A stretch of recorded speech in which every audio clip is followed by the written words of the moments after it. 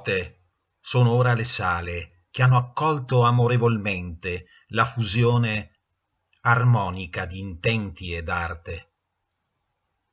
Risuonano ancora gli echi, i passi di chi l'ha visitata, il timbro delle parole dette o sussurrate nelle stanze deserte.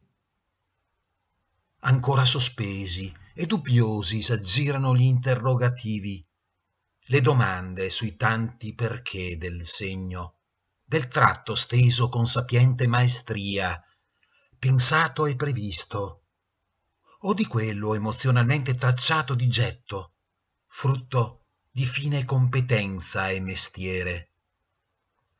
Di come la sgorbia e lo scalpello seppero dare forma e vita al legno, voce alla fusione.